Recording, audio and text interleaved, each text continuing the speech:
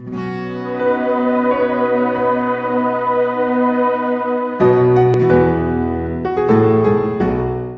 will move to this side of the mic. My name is Shah. I'm a psychology student. Okay, previously, Doctor mentioned that Allah is God, and not just for the Muslims, but also for the non-Muslims, for the blacks, for the whites, as Doctor quoted earlier. So, okay, I can accept that Allah is God for everybody. But there was an incident a few years ago on this date called September 11, when there were two towers. I would presume that they were of the Christian faith, these American citizens. And these two towers were knocked down by an aeroplane which was hijacked and controlled by, from what I have heard, controlled by Muslims. So, in that sense, what I see is that the brother is killing the brother. And I just want to know what Doctor has to say about that.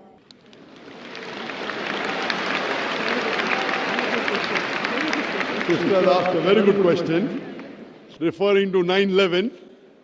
September 11 just passed away a couple of weeks back. That the Twin Towers was there, it was knocked down by a plane. There were majority Christian in it, knocked down what she heard, and she's very clear, mashallah. She heard that Muslim controlled the plane.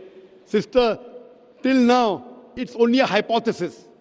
It's a hypothesis that Muslims were there. It was 19 Arabs who hijacked the plane and they banged on the Twin Towers. According to 75 scientists, American, all of them Christian, according to 75 American scientists and professors, if you have seen the documentary Loose Change is a documentary made by a young American. He takes interviews, and these 75 scientists and professors say that we cannot ever believe that 19 Arabs can hijack a plane and knock into the Twin Towers. It is an inside job done by the White House. White House, you know White House?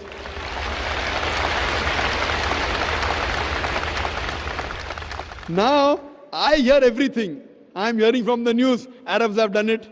I am hearing from news that Muslims have done it. They found the passport of an Arab in the plane crash, which burned the pillars and all the iron rods, but did not burn the passport of the Arab. So someone wrote that next time they should make the army suit of the Americans in that passport material. I have given a full lecture on its terrorism Muslim monopoly. It is so effective. My lecture is so effective that the Westerners don't want to be in the country today.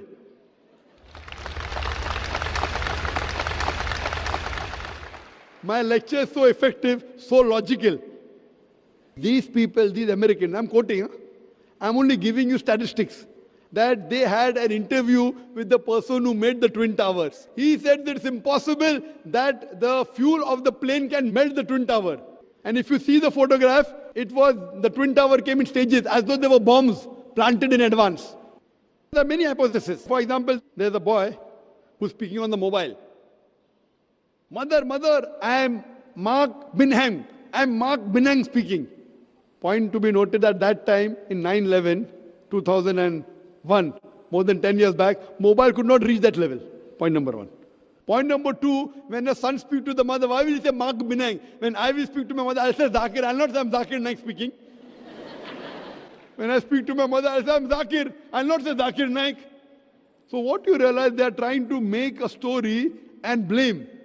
And that person on the mobile told the mother that it was Muslims. So all these documentaries you see, Loose Change, Fahrenheit, many documentaries. If you ask me who did it, I would say I don't know. But as a logical person, the logical proof of Loose Change is much more logical than the proof given to me by the American government. And then they want to attack Afghanistan. Afghanistan give me proof, they want to give proof to Musharraf. Why? And I speak so openly. Westerners believe in freedom of speech, but they don't like my talk. So what they do, they prevent me to enter in the country.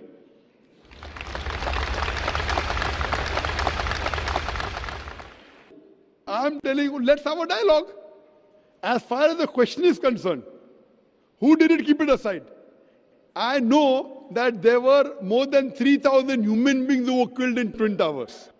If you want the Islamic answer, as I mentioned in my talk, as per Surah Maida, chapter number 5, verse number 32, if anyone kills any other human being, unless it be for murder or for spreading corruption in the land, it is as though he has killed the whole of humanity. So whoever did the Twin Towers, whoever did it, whether it was inside job, whether American did or Muslim did, whoever did it, it is wrong, prohibited, haram, I condemn it.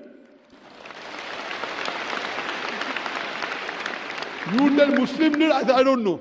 Whoever did it, whether Muslim or non-Muslim, American, X, Y, Z, whoever did, more than 3,000 Americans were killed. Even if there were non-Americans in it, it is a haram.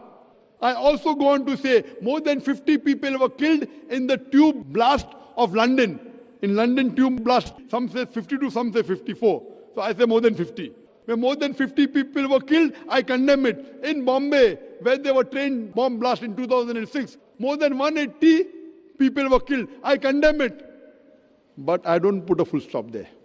I also say that I condemn the thousands of innocent people killed in Afghanistan, in Palestine, in Iraq.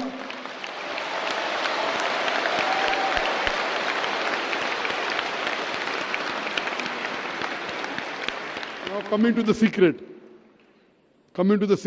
No, I condemn 3,000 Americans killed. Everyone is happy. I condemn more than 50 people killed in London tube blast. Everyone is happy. I condemn more than 180 people killed in Bombay. Everyone is happy. But when I say I condemn the thousands of innocent people killed in Afghanistan, in Iraq and Palestine, the Home Secretary of UK doesn't like it, so she bans me. Freedom of speech. When you want to criticize the Prophet of Islam, Muhammad Sallallahu Alaihi Wasallam, freedom of speech. And I said I condemn the innocent people killed in Afghanistan. No, I'm careful, because I'm a debater. Because if I say thousands of people killed, they say, oh, Zakir is supporting terrorists in Afghanistan. So I'm going out of my way to say thousands of innocent people killed in Afghanistan. They may be terrorists, Allahu Alam, I don't know. So I'm so careful. When I said America, I didn't say innocent American. As any American you kill, I condemn. In the Twin Towers, in the London bomb blast, in the Bombay bomb blast. But in Afghanistan, I said innocent, so it doesn't go down the throat. You know why? Because Zakir gets large audiences. Na?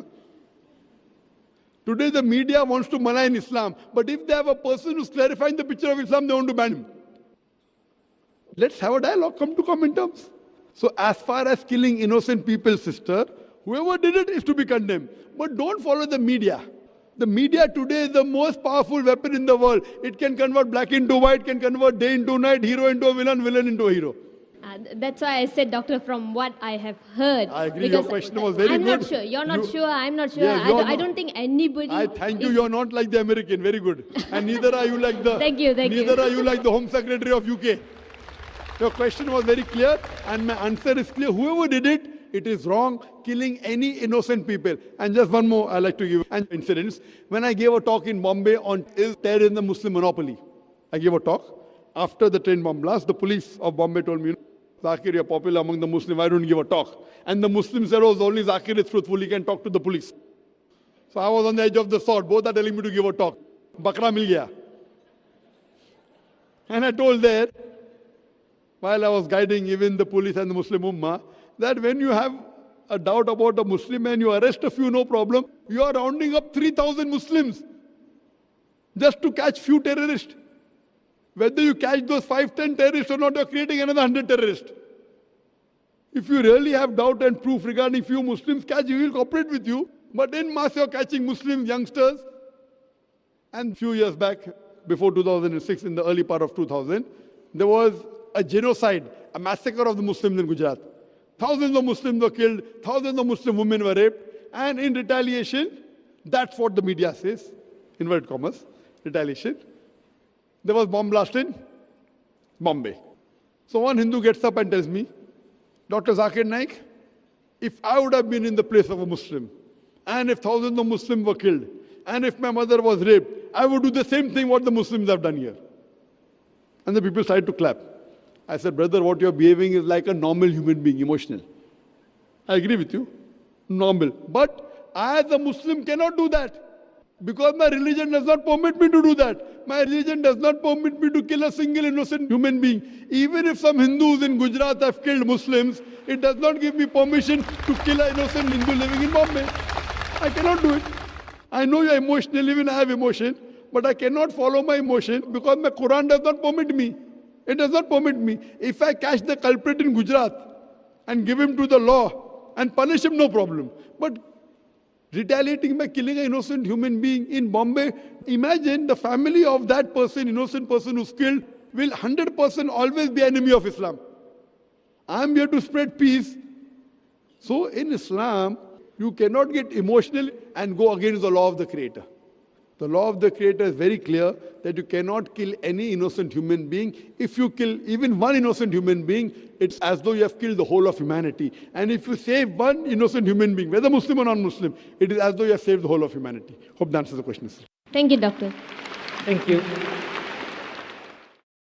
The story is a story about two creatures, Adam and Iblis.